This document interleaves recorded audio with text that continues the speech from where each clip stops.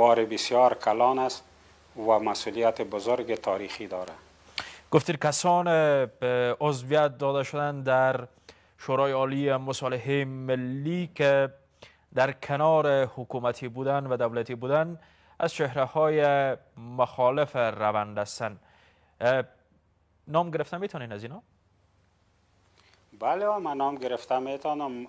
معاون صاحب محترم اول ریاست جمهوری رکیکترین الفاظ را نسبت به طالبان استعمال میکنه، شدیدترین الفاظ را و شدیدترین موضع را داره.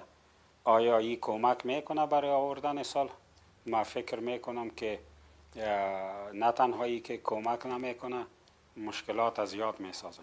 این موقف را طالبان هم در برابر حکومت دارن. حق نمیتین با آقای صالح چنین اظهارات بکنن، موقف بگیره؟ اول خو اینجا یک حکومت است و ما طالبان را یک گروه میدانیم و در اینجا کسانی که هستند در مرکز حاکمیت افغانستان که عبارت از ارگ باشه قرار دارند. یک کم موقف از اینا متفاوت است.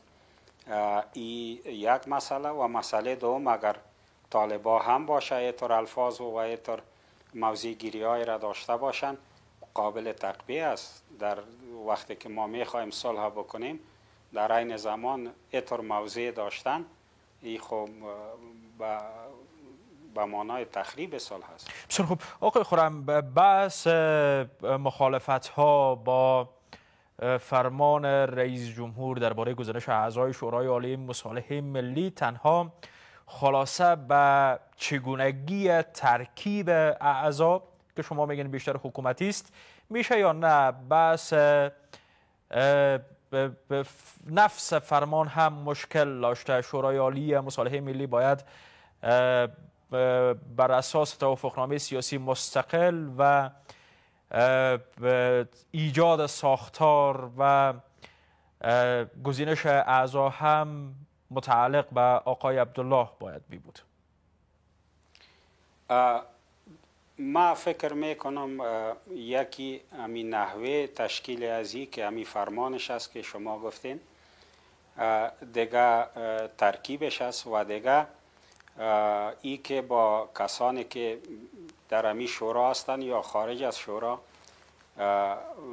مشوره صورت نگرفته. قسمی که شما گفتین دکتر صاحب عبدالله مراسم تحلیف بجا کرد و دعواداری از این بود که من رئیس جمهور هستم. او از ریاست جمهوری به اصطلاح گذشت به خاطر از این که یک چیز مهم دیگه، یک امر بسیار بزرگ مهم ملی به او سپرده می شد که شورای عالی مصالحه بود و قرار می بود که این شورا در تمام امور خود مستقل باشه. ما در هر دو جای مشکل را می بینم، در برخورد انفعالی دکتر صاحب عبدالله و در برخورد نادرست ارگ.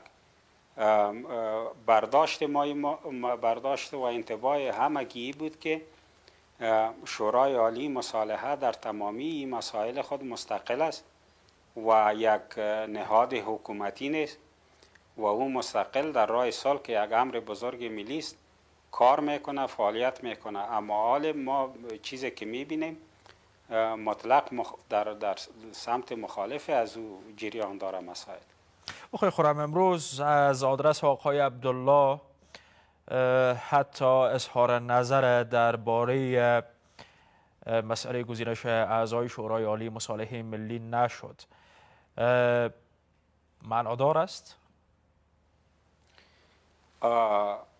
معنادار طبعا است، اما ای که چیز برای گفتن نداره چیز نمیگه یا اعتراض داره چیز نمیگه من نمیفهمم. اما ما فکر میکنم که برداشتی که انتباهی که پیش مردم افغانستان موجود بود و شاید در نزد پشتیبانا و هوادارای دکتر صاحب عبدالله موجود بود، در واقعیت